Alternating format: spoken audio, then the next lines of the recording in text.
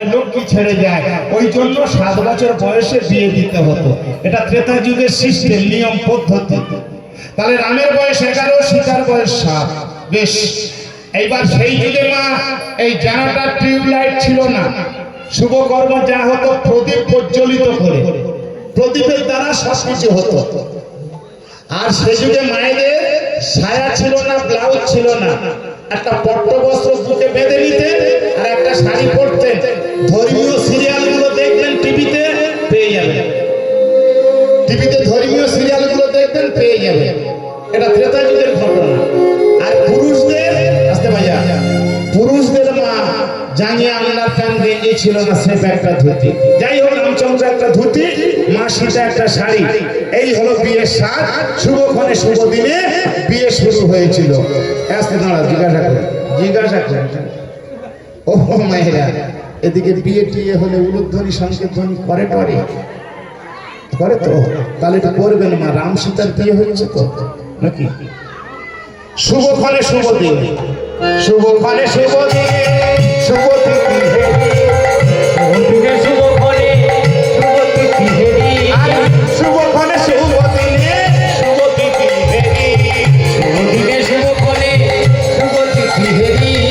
সীতা মারে বিয়া দিলা রামচন্দ্র ধারি, সীতা মায়ের বিয়া দিলা রামচন্দ্র ধারি, আরে সীতা মায়ের বিয়া দিলা রামচন্দ্র ধারি, সীতা মায়ের বিয়া দিলা রামচন্দ্র ধারি। আমরা দেখিনি আর দেখালে, দেখিনি আর দেখালে নয়, দেখিনি আর দেখালে নয়, দেখিনি আর দেখালে ওরে যেমন পাত্র তেমন পাত্রী, দেখিনি আর দেখালে নয়, যেমন পাত্র তেমন পাত্রী, দেখিনি আর দেখালে নয়। কি সুন্দর মানিয়েছে দেখো মা, যেমন বর তেমন বউ। রাম সীতা এই বাসর ঘরে তুলে দাও। বাসর ঘরে তুলে দিল। এই যে মা যারা 87 ঘরায় জলের ঘটি, আমের ডাল, বটের ডাল নিয়ে খুলোয় করে যারা ঘোরে, আমাদের ওদিকে এও বলে, এদিকে কি বলে মায়েরা? এও বলে তো, তাহলে সবই একই। ওরা ওই সময় আনন্দ করে, আপনারাও করেছেন। ওরা আনন্দ করে না নতুন পর্ব নিয়ে? আনন্দ করতে করতে এক রমণী করেছে কি মা, অতিরিক্ত আনন্দ করে ফেলেছে। কি করেছে বলুন তো? এটা আমি বানিয়ে বলছি না, বৈশিষ্ট্যমণি রামায়ণটা দেখে নেবেন, পেয়ে যাবে। একটা রমণী আনন্দ করতে করতে রামচন্দ্রের পিছন থেকে কাঁচাটা খুলে টান দিয়েছে। আর কাঁচাটা যখন খুলে টান দিয়েছে, রামচন্দ্র দেখছে ভিতরে তো কিছু নেই। হে রমণী, হে রমণী, তোমরা এতগুলো রমণী, আমি একজন পুরুষ, একটা পুরুষের সম্মান গেলে 1000 পুরুষের সম্মান যায়। তোমরা এইরকম করো না, অন্য যা করছো করো। তোমরা গায়ে সেন্টি মারছো মারো, ফুল মারছো মারো, ঢিল মারছো মারো, আমার কোমর থেকে কাপড়টা খুলে নিও না। আমি অনুরোধ করছি, আমার কোমর থেকে কাপড়টা খুলে নিও না। দেখবেন বাদী আর বিবাদী, বাদী দুর্বল হলে বিবাদী আরো জোর করে পড়ে গায়ের উপর, তাই না? রামচন্দ্র কাকতি মিনতি করছে, আর ওই মেয়েটা জোর করে কোমর থেকে যখন কাপড়টা খুলে নেবে কি মায়েরা, রামচন্দ্র বলে উঠেছিল সীতা।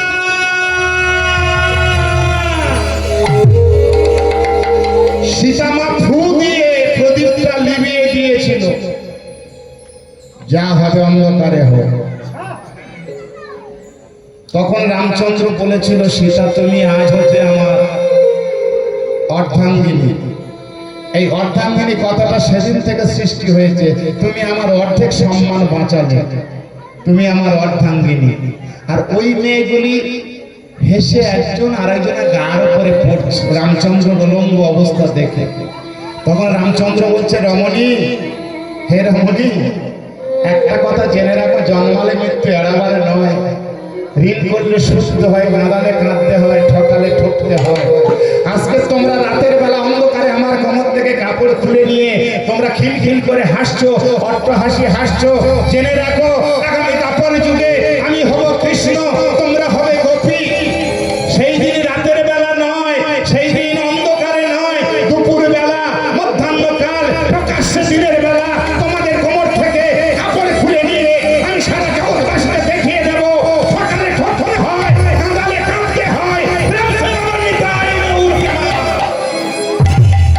হরি বল, হরি বল। তোমরা ত্রেতা যুগে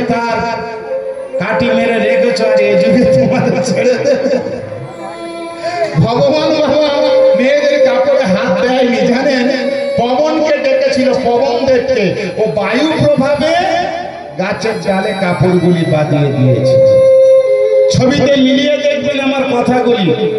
গোপীরা সখীরা স্বাদিষ্টান চেপে ধরে বুকে হাত চাপা দিয়ে এক হাতে কাপড় চাইছে, কাপড় দাও। ভগবান বলল যে যে অবস্থায় আছে ওই অবস্থায় উঠে এসো, তবে কাপড় দাও। একমাত্র উঠেছিল রাধা রানী। কেন বলুন তো?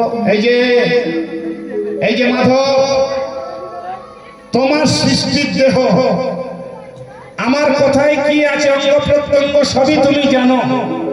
তোমার তৈরি করা দেহ তুমি দেখবে, তাতে আমার কি যায় আসে? দাও কাপড় দাও। আর আজকের দিনে দাঁড়িয়ে আমাদের হিন্দু ঘরের কাল্পিক যন্ত্রগুলো এরা বলে ভগবান মেয়েদের কাপড় খুলেছে। কি কারণে খুলেছে এটা আর এদের হুঁশ নাই। বিধর্মীরা লেগেছে, এরাও লেগেছে, সনাতন ধর্মটা শেষ করে ফেলবে। আর ফেলবে না বা কেন বাবা? এই তত্ত্বগুলো কীর্তনিয়াদের তো বলা উচিত, তাই না? কীর্তনিয়ারা আসছে 4টে ভজন, 6টা ভজন, কোমর তুলিয়ে চুল নেড়ে দারুণ গান করে চলে গেল। দাও 60,000 টাকা কিনে দাও। কীর্তন আর বেশি দিন হবে না বাবা।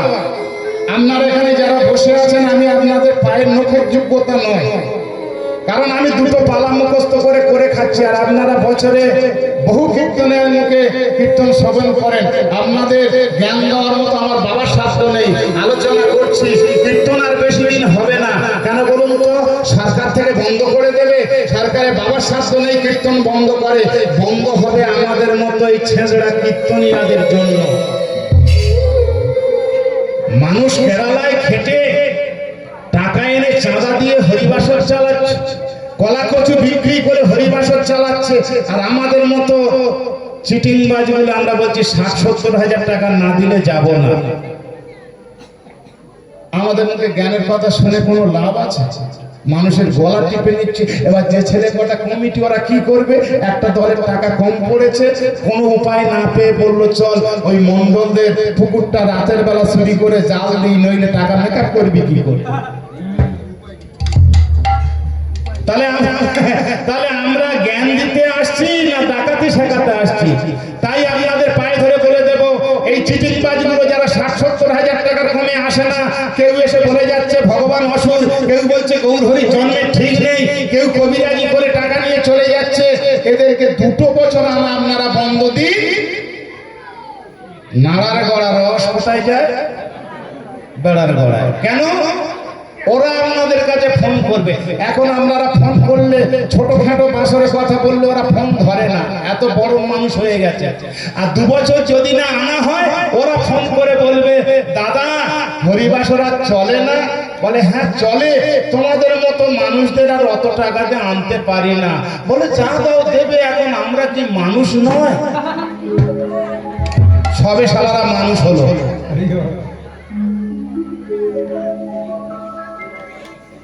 সুলকনিতে আমাদের কমিটি, মানুষ দিতে পারবে না, জোর করে